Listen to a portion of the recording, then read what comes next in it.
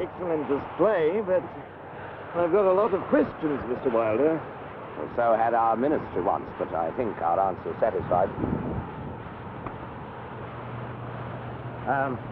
You'll stay to lunch, Sir David. That's very kind of you, Wilder, but I've got to be with the minister first class. Some other time, then. You'll know Miss Charis. She's with Sir Gordon Revis. Oh, yes, we have met. That's really mysterious. We have certainly met. Can I drive you over to lunch? Oh, it's a pleasure. Pity they don't stay in the home, isn't it? You know, you're getting so much extra help. I shall expect a big order. Whitehall permitting. Don't be a defeatist, John.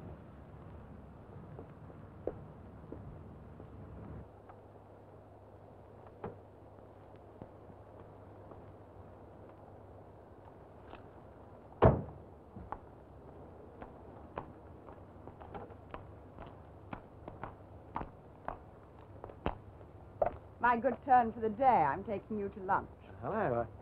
I'm afraid I've already got a lift, Mrs. Wilder. Oh, well. Another time, perhaps. I look forward to that. Pamela, I don't think you've met Sir David Carstairs, my wife. How do you do? Perhaps you can persuade him to stay to lunch. Well, I can try. Well, there's nothing I'd like more, but I'm afraid I've got to get back. They do have their uses, John. We shall get nothing out of him. Get on to Grant.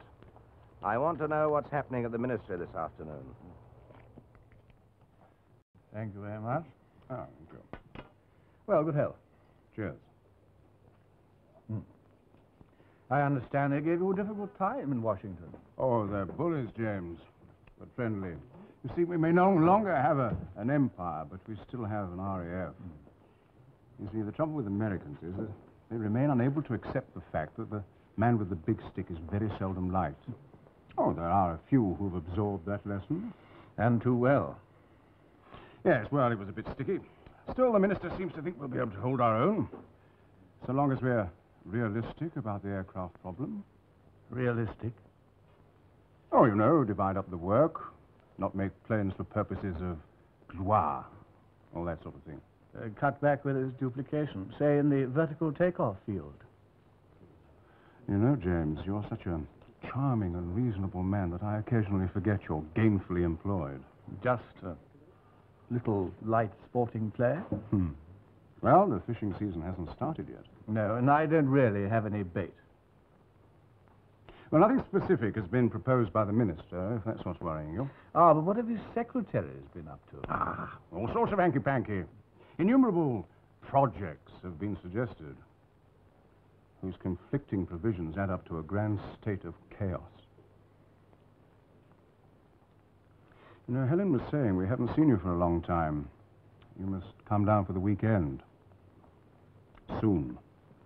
For the fishing? For a rest. Oh, Mr. Cameron, I was looking for you. Mr. MacDonald in the whip's office would like to see you, if you could drop in. Thanks very much.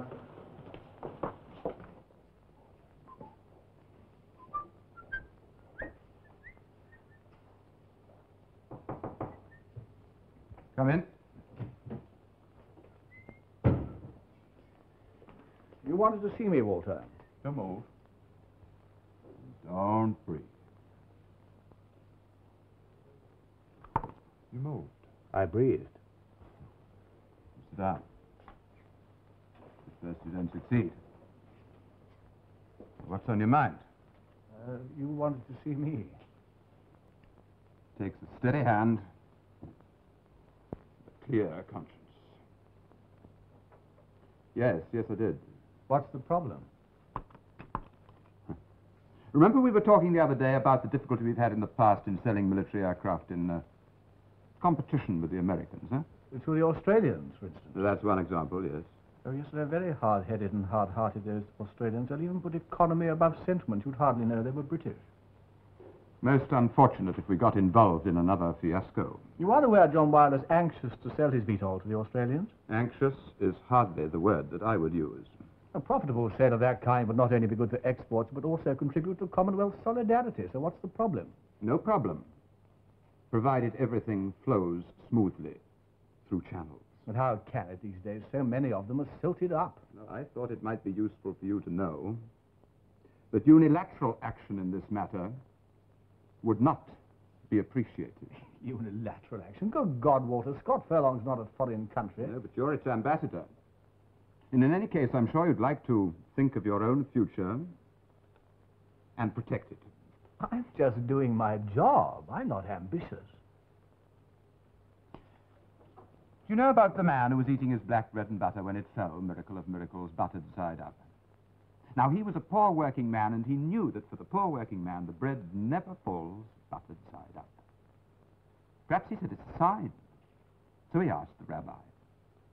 Well, what do you mean it fell buttered side up, said the rabbi. The bread never falls buttered side up, especially for the poor working man. But it did, said the man. Yes, it's true. I've got witnesses. The rabbi said it was far too big a problem for him, so he called a conclave of all the rabbis in the district to consider the matter.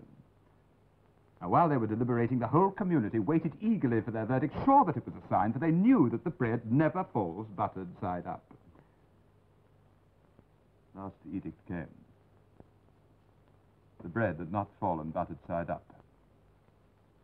On the contrary, the man had buttered his bread on the wrong side. Oh, I do like a good story, James. See you in the salt mines.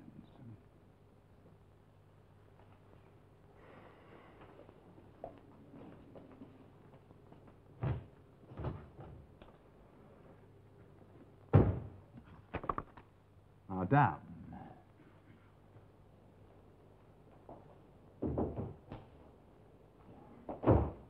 Ah, James. Good afternoon. Good afternoon. Haven't seen you for ages. No, indeed. How are you? What have you got there? It's rather nice, isn't it? I just got it today. Huh? It's like three lions eating each other. It's extraordinary how much violence you can carve into a bit of ivory. Rather a pessimistic view of life, though. Well, it's pretty. Now, it rather sounded from your note as though you've got something on your mind. Yes, I have. Well, I think perhaps I ought to apologize first. Well, is that necessary? It may be. Never apologize, James, first. Well, the fact is, Sir David, there's something I need to know, and you're the only man who's likely to know who's also in a position to tell me. Well, you make it sound as though you're expecting to sell me a top secret. Well, it is about the VTOL. Yes, I thought perhaps it might be. You see, I've heard there's a rumor that contracts may not be extended, that the whole project may be cancelled. James, I owe you a great deal. You owe me nothing, Sir David. Yes, it was always a tremendous comfort to me to know that you were with Michael during those last weeks. Korea was a long time ago. You're right. It was. I think I'd better go. Now, look, I don't know what's going to happen to the Beetle. Nothing, of course, can be done without authorization. I mean, it might be useful to sell it to the Australians. On the other hand, that might merely delay basic decisions. It's quite certain that unless the ministry continues the contract, the Australians won't be able to buy it at all. But no decision has yet been made as to the plane's future. And, well, I'm afraid that's all I can tell you. I think I understand the position. No news is not always good news. No news is no news. Well, I would caution Wilder, if it can be done tactfully, against making any rash public move. He's an impetuous man. A determined man. An ambitious man. And ambition often warps our judgment, James. He won't stop unless he has to. I don't expect him to stop at all. No one does. The VTOL is the best thing of its kind we've had to sell for years. The excellence of a product doesn't necessarily determine its usefulness. Well, I'm sorry I can't help you. It's always a pleasure to talk to you, sir. Good morning. It's always a pleasure to listen. Talk. And what is it all add up to? Waffle. Political waffle, bureaucratic waffle, old boy waffle. Yes, but in spite of that, you'll notice there's a pattern to it. I think someone at the top wants to cancel the whole program. Yes, the minister is clearly not making himself available nowadays. But that doesn't mean to say that it's he that's getting cold feet. We're ahead of schedule. The plane's a winner in every way. You've seen what the Australians think about it. Well, I understood they wanted changes. Details. Corbett's outdesigned every company in the world. That doesn't mean to say we'll be allowed to go on with this. Allowed? God, if we ran our businesses like they run the government, this island has sunk long ago. They give you a production contract with one hand and threaten to take it away with the other. Doesn't anybody down there know what we're after? Government deals with the art of the possible, John. You know that. Well, I deal with the art of the impossible. I'm building that VTOL and I'm going to sell it and I'm going to make it pay. But you're at the mercy of the government. It would be wisest to tread softly. You tread softly. And while you're treading, turn yourself in the direction of Whitehall and find out who we must get to and how much it's cost. No, I don't believe that's the way to handle this one. You have your assignment. I think we should explain to Sir Gordon exactly what's You going leave Sir Gordon to me. You just get the facts. I'll build a plane and I'll make it pay, and when I do, everybody will shut up. No, John, in my opinion... The subject is closed.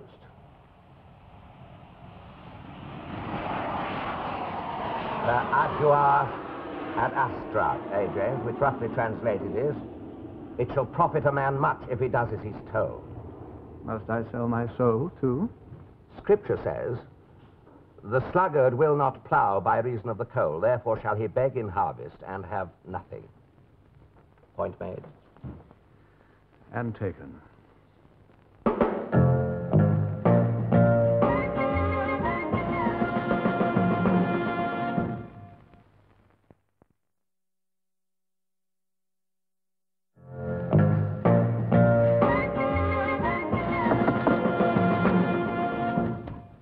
Anyone at home? Yes. Miss Challis said you were to go right in when you came. And not dilly-dally on the way, Do you suppose the world is blessed with beautiful women like yourself merely to make our lives more pleasant? Or is there some deeper purpose? I've made a mistake. You really have the greenest eyes I ever seen.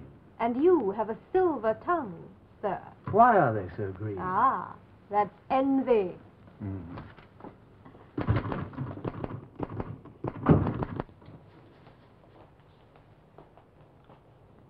Hello. As beautiful as ever. Is this a social or a business call? Or can you distinguish between them? You got my note? Yes, and I made the appointment for you. Good. But I don't think you should keep it. Well, what? Politics. Not that I expect you to be expert at that. Now, time is Lord, when I can quite cheerfully strangle you. Why don't you think I should see Sir Gordon? Because it means going over Wilder's head. I've already had it out with Wilder. So I heard. Oh, you keep up. That's my job. Wilder didn't understand what I was talking about. That doesn't sound like John Wilder. Well, if he did understand, he's playing a dangerous game. We're courting trouble. You have not got green eyes. They're brown. What kind of trouble? Rumour has it the VTOL may be scrapped. You told Wilder. I even wrote it out for him in short, succinct sentences of great style and unbelievable clarity. Put it on paper. He insisted. Men have no finesse. Be that as it may, I still want to see Sir Gordon. Have you anything concrete to tell him? No. Nothing at all. One thing I admired about women is their innate ability to play the games we men think so clever and so complicated. Have you ever noticed that?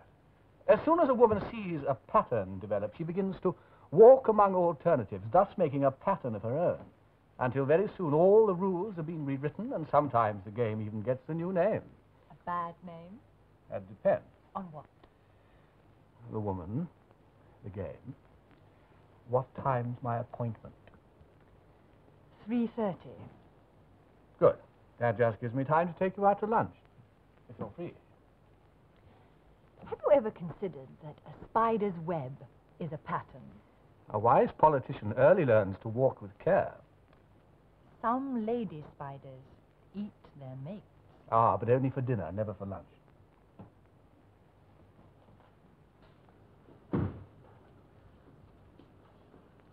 Hello. Any news? Well, we ironed out all the main details. Of course, there's still the financing problem. We can't tackle that yet. Still, we've agreed price, main changes, delivery dates. Now it's up to you, John. Have a sandwich. They're terrible. Oh, thank you. Miss Lingard, Yes, Mr. Wilder? would you come in here a moment, please? Anything on paper? No, not yet. Miss Lingard, who is responsible for the sandwiches? I don't know. I can find out for you. Well, tell whoever it is to get somebody in the canteen who can make decent sandwiches. I'll sign a memo, if you like. This pulp is poisoning me. Yes, sir. I want you to keep this deal quiet, not a word to anybody. Yes, of course. You're sure all the problems are settled? Well, as sure as we can be without contracts. They like the plane, they'll buy it. If and if. And if indeed. Isn't that the worst sandwich you've ever tasted? No, actually, it's rather good. Oh, what is it? Tongue, I think. Tongue. And I prefer ham. Tongue? I'll try one. And while it's impossible to be sure, Sir Gordon, there's obviously something going on in the ministry. I've been warned off by the whips, too. Yeah? There's too much activity for nothing to be happening. Too many people shying off. I think you may be right. Oh, really? Why? Last night I had dinner with an old school friend. His sources are different from yours, but he shares your concern. There is something going on. I thought at first, you see, it was just politics. Well, it's inevitable. But it seems to go deeper than that. Some disagreement over basic policy. There's no indication it's been leaked to the Australians. No, but it's possible the Australians aren't blind. Surely not. They'd never lend themselves to that sort of thing. Well, it's just a hunch. I've nothing to go on. Well, let's take the hurdles we can see first. Have you told Wilder? Yes? I'm surprised I haven't heard from him. Well, I expect he wants more definite information before consulting you. Has he asked for more information? Yes. The Australians want a lot of changes in this plane before they'll buy it. Corbett's up in arms about it. Corbett likes to complain. I'd prefer to believe there's nothing in these rumors. But I'm worried. Keep at it. Find out what you can. I'd appreciate it if you kept me informed. You personally? I think, for the moment, that would be best.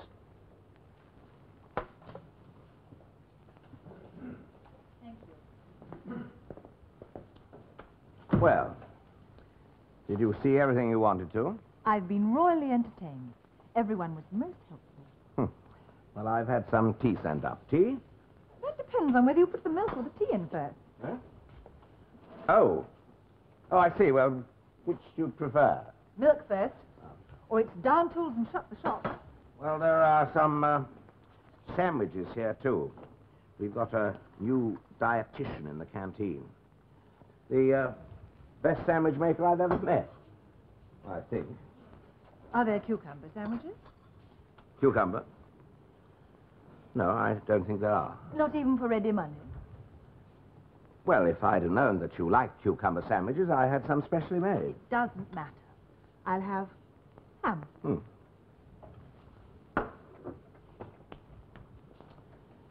Miss Chalice, may I be frank with you? If you wish. Why are you spying? I prefer to call it a reconnaissance trip. Well, call it what you like, but a spy is a spy. I came to see you. And spend most of the day wandering around the works. Is there a better place to see John Wilder? It isn't a compliment, it's a statement of fact. Perhaps, but my whole life isn't in these works. Nor is my whole afternoon being spent there. Can I pour you a cup of tea? Thanks. Tea first. I, too, have a strong impulse to be frank. Yes, I had a sinking feeling that that would be your next move. Since Grant was in last week. To see you? To see Sir Gordon. What about?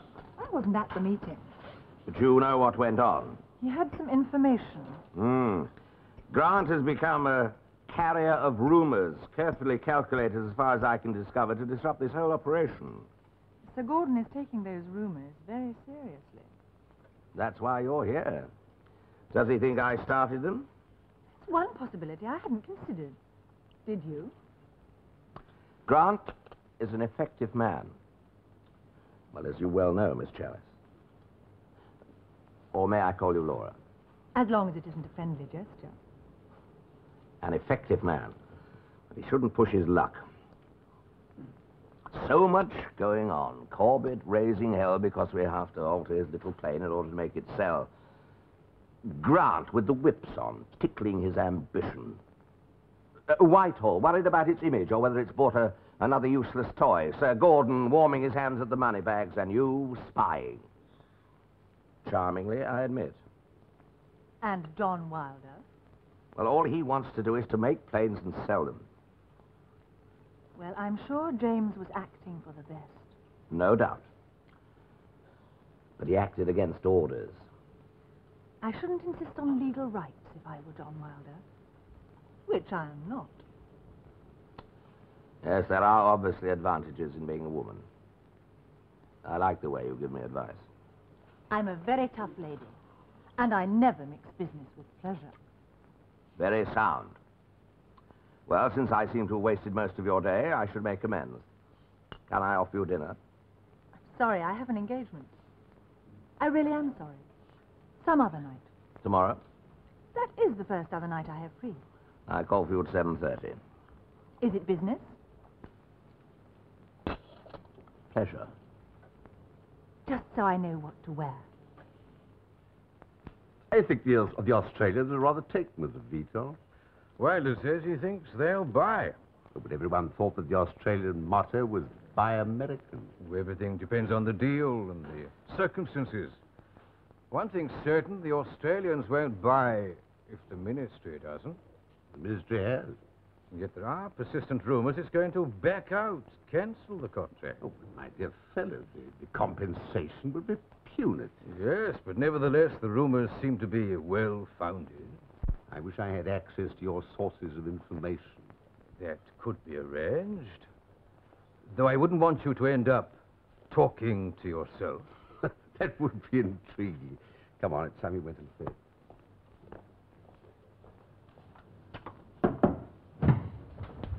Sir David Carstairs is here, sir. Yes. Good morning, Minister. Good morning. Did you see him? Yes, we had dinner last night. And? Well, there's no doubt that Sir Gordon is on to something. What? He's still speculating. He thinks we might cancel. That has occurred to us. In a way, I'm relieved. It may prevent Wilder from going off half-cocked. It may also force his hand, or suggest to him that he forces yours. Look, I can't urge you too strongly to insist that a decision be made about the Vito as soon as possible. Wilder can't act without authority. He can talk, and very effectively, too. Yes. Beautiful stuff, really. Who writes it? Oh, Grant, I expect, or someone in Grant's PR firm. I think I'd better have a word with Walter MacDonald. I understand perfectly, but I thought the whole thing was settled with Grant. So did I. Dare say it's being pushed pretty hard by Wilder. Push back.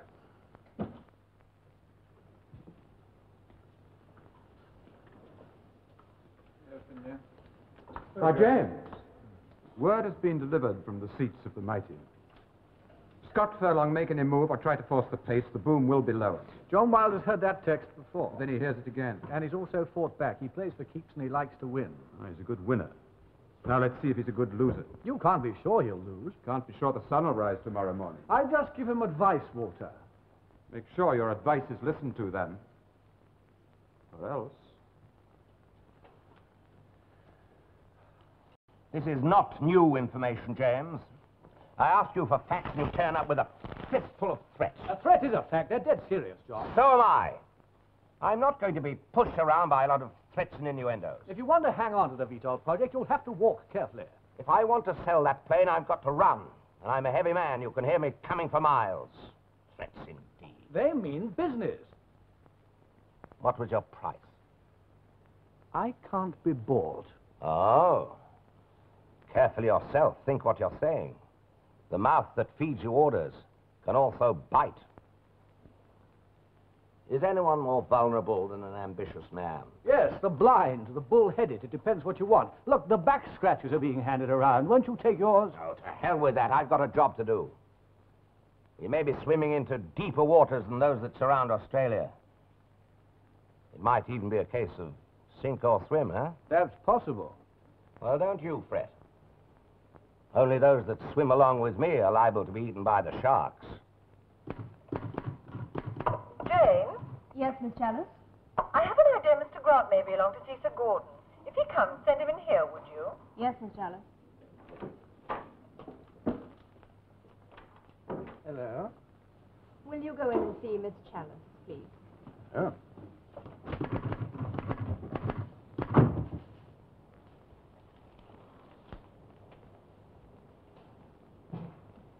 Too late, I'm afraid.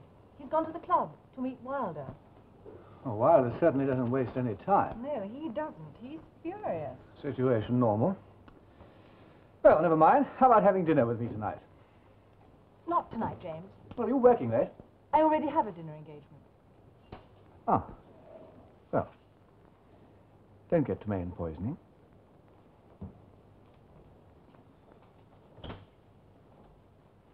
It's no good getting yourself all in a heat, John. We're in trouble. And no wonder. With everybody running hither and yon with tales of woe and rumors of disaster. I'd just like to know what's going on. And so do I. But I don't. Look, it's not only Whitehall with its intrigues, but it's within the firm itself. Corbett dragging his Oh, that's heels. not fair. He still has not come up with the specifications of the Australian job. That order remains a speculative venture. We could have signed the contract a week ago if the politicians would stop playing footsie with each other. I want that order as much as you do, John, but there really is a problem in Whitehall. I cannot fight an enemy I cannot see. Whitehall's not your problem. One way or other, everything is my problem. And when it stops being so, I'll get out and leave it to somebody else to make it theirs. I don't think that's necessary. We can't have 3 or 4 men running this business. Of course not. At the moment, I run it. I think I can set up a contract which will force the minister's hand and then shove him up. We mustn't give them any excuse to act against us. There are ways of getting what we want. And they start by forcing not Whitehall's hand, but mine. Well, that wasn't part of my plan. But perhaps it would be best to put our own house in order first. I'll think about it, John. Let you know. The sooner the better. Good afternoon, Sir Gordon.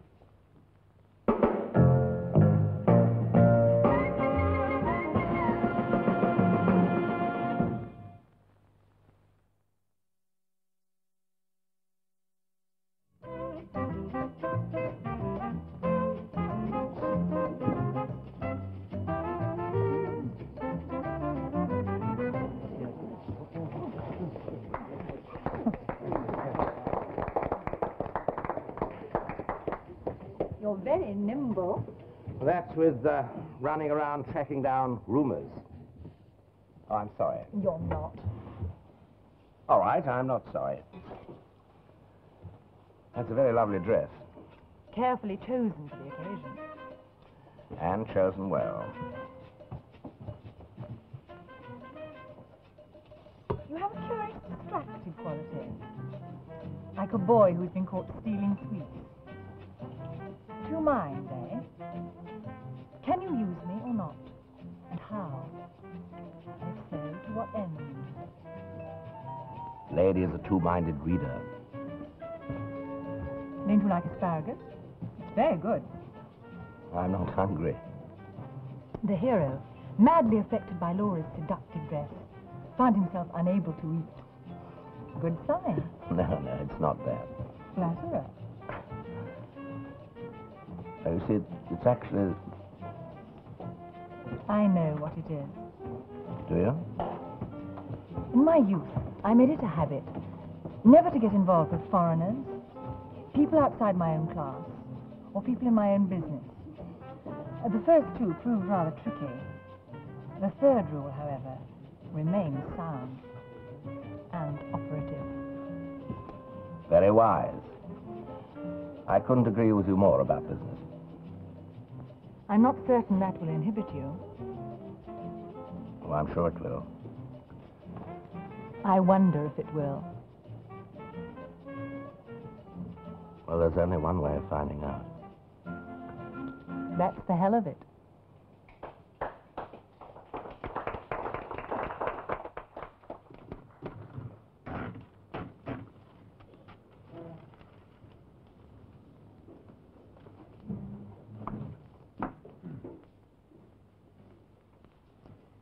You do not look like a merchant banker to me. She's just come in. I better tell her you're here. Just come in. It's nearly noon. Mr. Grant is here. Ask him to come in. She's never late. I have no time for philosophy. I have work to do. I'll get back to you later, damned educated women. Good morning. Good afternoon. I called you last night. I was out. So I gather. What news from the intelligence unit? Oh, the same, just more emphatic. It's astonishing how civil servants can manage to be non-committal and ominous at the same time. I'll tell you all about it at dinner. Tonight? I can't. I rather suspected you mightn't be able to. Friday? It's my opinion he's incapable of separating his private from his public ambitions. He has sacrificed anyone when it suited his purpose. Forewarned is... Forewarned? Yes. Friday it is. Late. I'll call you. If you don't, I'll call you.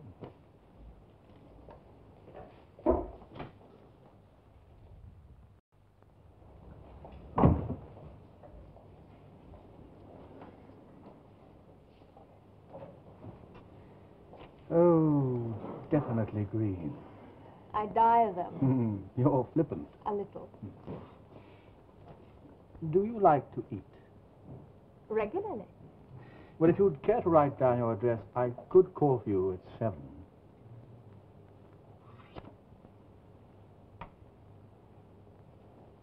Seven? It is.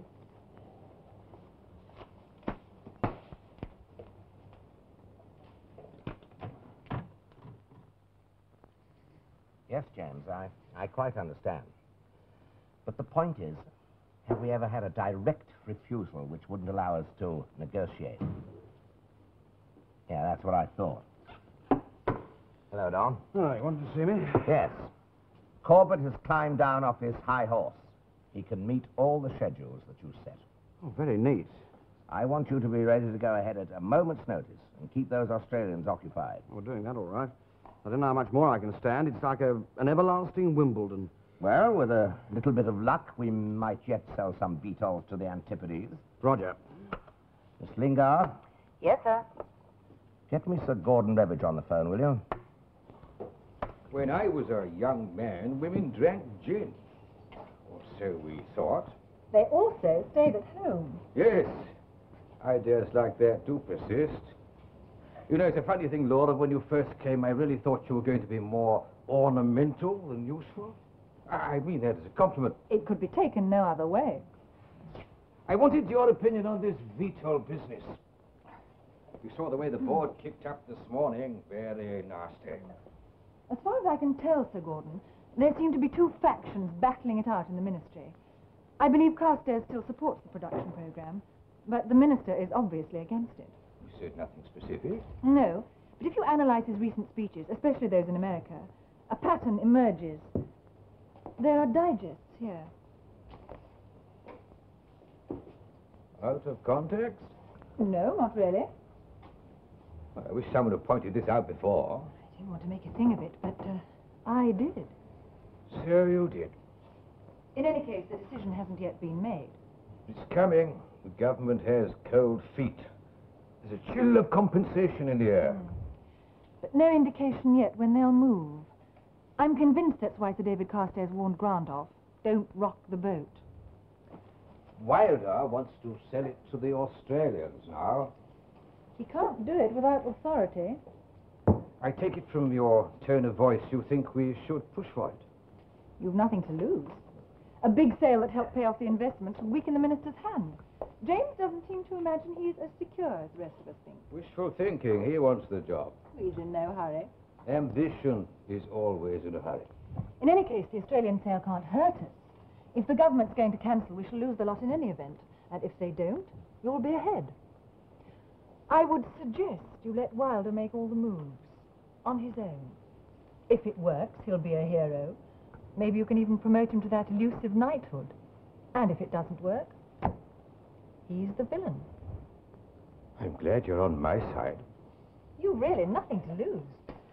I'm ashamed to admit it, but I was thinking of something along those lines myself.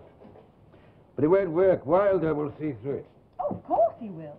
He really does believe he's smarter than everybody else. And he may be. Knowing what you're up to won't prevent him taking the bait. You think he might get away with it? He's got a very good chance if our analysis is correct. I wonder. Let's have another drink.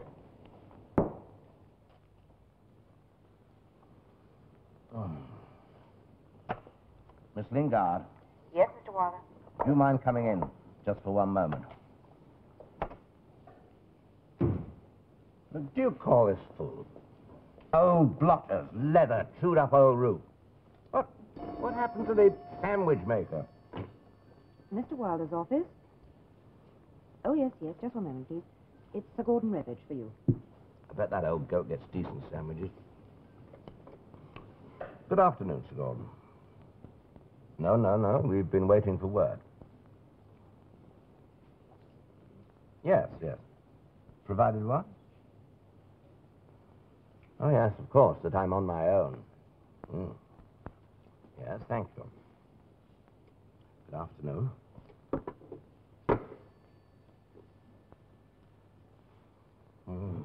The dam is broken. I'm sure we could do better. How? Well, perhaps a different kind of bread. More variety. The sandwiches. I've won. We're going to make the VTOL the most famous warplane of the Great Peace. Try a tongue and get me Don Henderson. That's the sort of efficiency I like to see at Scott Fairlawn. You deserve a raise. Have a sandwich, sir. You deserve one, but you're not going to get it. We've got the go-ahead. No holds barred. No, we're going to pull out all the stops. Now, get me Robinson and James. We're going to make those chinless wonders of the PR department earn their keep for a change. You ready? Yes, sir. Then let's go.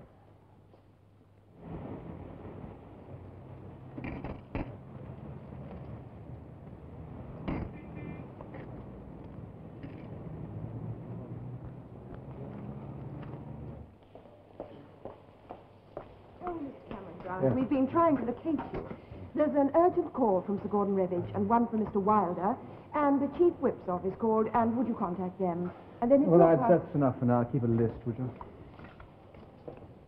And furthermore, I thought it was clearly understood that no one was to go ahead without my specific authorization.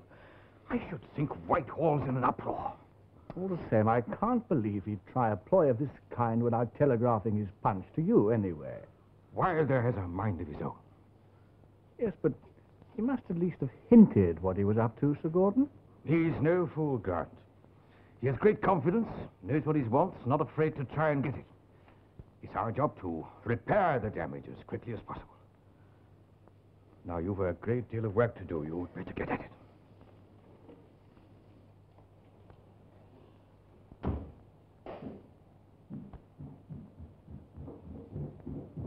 John, is that you? Why so early? That's a change. Excuse me, why so late? Well, don't tell me they've nationalized you. Not yet. You're going out again? No, it's the only reason why I should. A cook has missed you the last 2 nights. Well, then she can make up for it tonight. You read that. No discreet little dinner at Manuelo's? Or is Laura tired of calamares? One can't dance at Manuelo's. Oh, congratulations, the twist. All right. But it was worth it. Why don't you read that? I know all about it. Jim Grant came on with the news. Oh, I should have thought he'd been too busy keeping on his tightrope. John?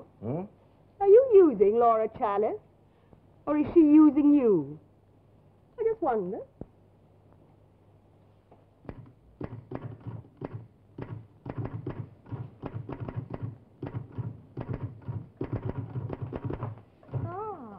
The lioness is in her den and expecting you. What happened? It's all you're doing. I can tell the fine lines. Oh, very clever. What is all my doing? You have affinities, you know, with the great mother goddess. In time, no doubt, you'll draw us all in and gently dispose of our male vanity. Why do you never make speeches like that in the house? And the beauty of it is it may even work. What is going on? I thought Sir Gordon would blow up the whole building. I've never seen him so angry. Yes. A paragraph to that effect will no doubt appear in the morning gossip columns. I may even plant it myself. He really was. I'm surprised to see you in one piece. Appearances, as we well know, Laura, can be deceptive.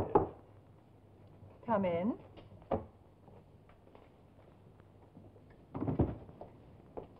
These have just been delivered, Miss Chalice. Lovely. Over there, I think, Jane. You? I wish I'd thought of it.